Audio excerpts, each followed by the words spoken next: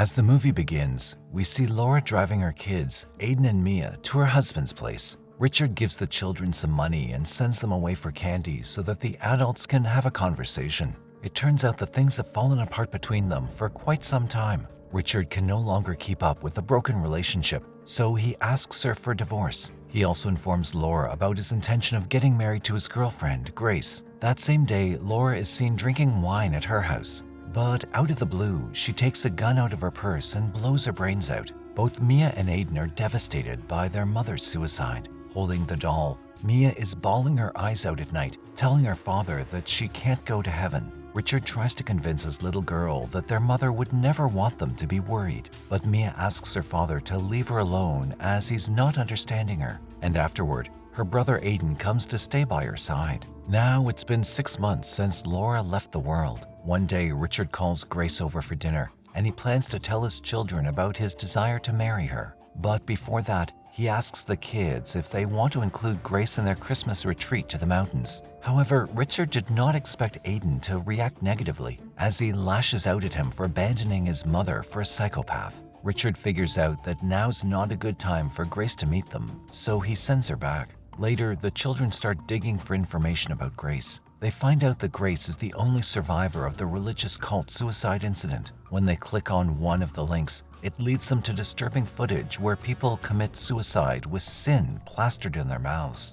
Meanwhile, Richard again tries to convince his kid to give Grace one more chance and let her tag along with them to the mountain. The children pack their bags and are all set to go to the mountains. They pick up Grace and her pet dog Grady on their way. And when Grace greets them, the kids do not utter a single word. During the whole journey, the kids keep their eyes on Grace. By the time they arrive at the rented lodge, it's already midnight. The lodge is in the middle of wide-stretched land covered with snow. As Richard and the kids rest in the living room, Grace goes to check the room upstairs. And when she enters her room, the door adjacent to her room slowly opens. She then hides the Christmas presents inside the drawer and heads back down for dinner. At the dinner table, the children recite a prayer before their supper, which makes her visibly uncomfortable, and her nose starts to bleed. As the night deepens, the sound of Richard and Grace making out disturbs the children's sleep. The next day, Grace goes to join Richard and the children playing in the snow. As soon as the children see that Grace is wearing their mom's hat,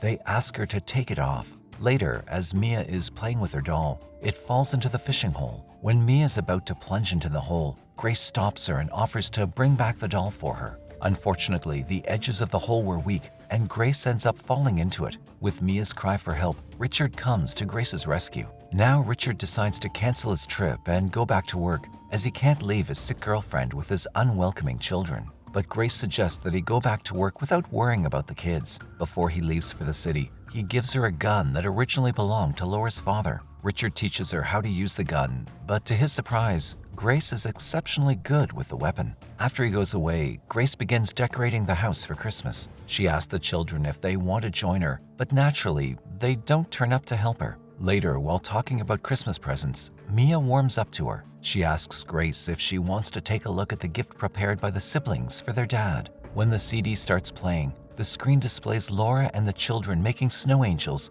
and spending quality time with each other. But Grace finds it unbearable for some reason, so she walks out of the room. Soon, Grace is bothered by the picture of the Holy Mother, Laura's crucifix, Mia's doll, and everything that's related to Laura. She removes the picture from its place, but in the evening, it once again appears where it used to be, with the candle lit around it. When Grace wakes up the next day, she finds her room all messed up. The gifts she has hidden previously are now in her suitcase, along with Mia's doll. That day, Mia searches the entire house for her doll with Grace, and eventually, they find it in Grady's bed. Even though Grace pretends to be all right, it turns out that she's taking medications for her PTSD. She often calls Richard or sends him voice messages to give updates on her and the children. Now that she's stuck in the house, Grace wants to make things better between her and the children, but Aiden refuses to see her efforts. But later, Grace confronts him for peeking at her during the shower. That night, Aiden is seen warming a little bit towards Grace as he prepares hot chocolate for her while she's watching a movie with Mia.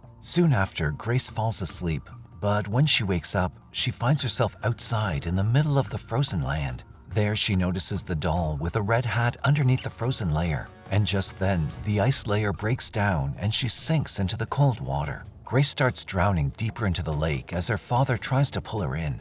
But it turns out that she's having a nightmare, and she wakes up in a cold sweat. Immediately, Grace looks at her phone, but the phone is dead. She checks the power, and the power's out as well, and even the water service has been cut off. Aiden and Mia's phones are dead too. The bizarre thing is that all the Christmas decorations, gas heater, and the food inside the refrigerator, everything has vanished. Grace questions Aiden if this is his doing and asks him to put everything back in place. However, Aiden is equally shocked to see the situation of the lodge. Grace hurries upstairs to check her room, and as expected, everything from her drawer has disappeared. But more than anything, she almost loses control when she does not find her pills. Aiden tells her that they know nothing about this, and also adds that she should be careful walking all night long around the house. Now Grace enters the kids' room and starts looking for their stuff. But in the same manner, even the children's belongings are missing from their place. And when she does not see Grady in his bed, Grace really starts panicking. No matter how much they look for Grady in the stormy weather,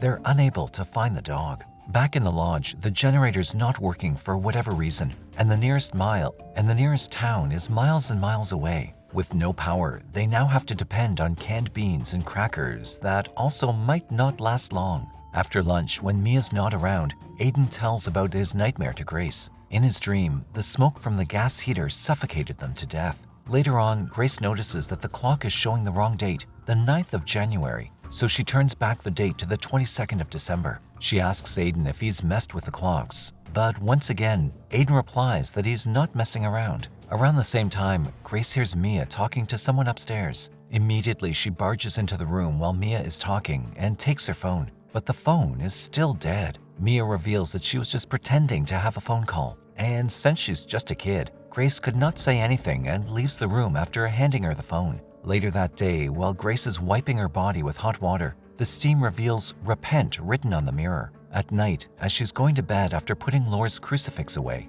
Mia comes to her and says that she heard something. Grace goes out of the room with Mia with a flashlight, and suddenly, the door beside her room opens up. Upon entering the room, she figures out the source of the sound, which is just an open window. Just when Grace is about to close the window, she notices several snow angels made right in front of the lodge. Now, Grace starts hearing voices in her head telling her to repent of her sins. On top of bizarre things happening around the house, her past starts haunting her. With time, her sleepwalking is also getting out of hand, as she ends up in the children's room with a gun, staring directly over Aiden. When they try to wake her up, Grace unconsciously hits Mia, which results in a cut above her right eye. The next day, the date is once again switched back to the 9th of January. Unable to take it anymore, Grace decides that they're going to the nearest town immediately. But with thick snow piling up and no thick jackets nor a means of transport, Aiden is not convinced of her plan and refuses to leave. But despite Aiden and Mia trying to stop her, Grace packs up a few things and sets off. After walking many miles, Grace finally comes across a house.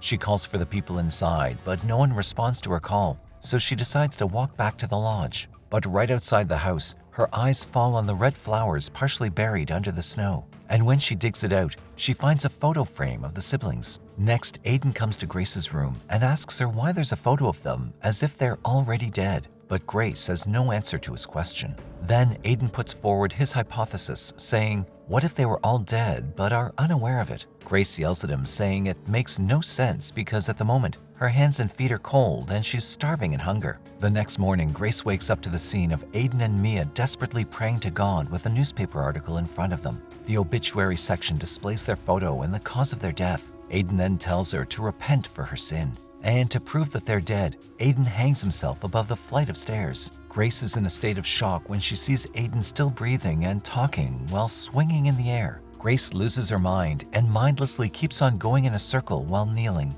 Soon after, she comes back with frozen Grady in her arms and sits on the doorstep. Looking at Grady, Mia apologizes and confesses that she left the door open. Despite Mia asking her to come inside, Grace keeps on sitting on the cold frozen steps. Now, both Aiden and Mia are worried for Grace, and Aiden decides that they'll stop messing around with her. Then the kids go to the hidden chamber in the basement where they've hidden all the stuff and retrieve some warm jackets for Grace. Aiden finally comes clean about their mischief, which they believe to be harmless. He tells Grace that they're still alive and that he didn't actually hang himself earlier. Unfortunately, Grace has already lost her grip on reality. The belief of everyone being a sinner, which she was taught in her childhood, surfaces once again. Next, Aiden tries starting the generator, but it's of no use. At night, Grace enters the house, and the things she does next horrify the children to the core. To defrost her frozen legs, she kneels down on the pieces of red-burning coals from the fireplace. Grace now blames herself for destroying Richard's peaceful family and driving Laura to take her own life.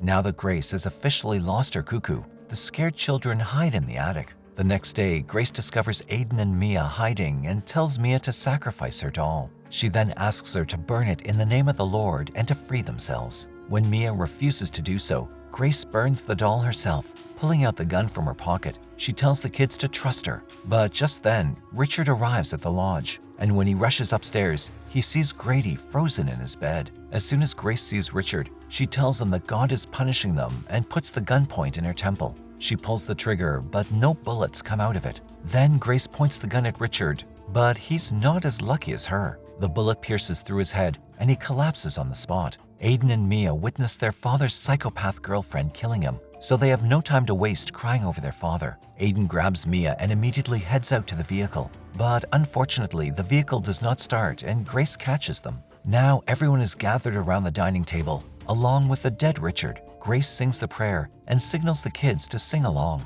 As the prayer comes to an end, Grace puts tape over their mouths with sin written on it. The movie ends.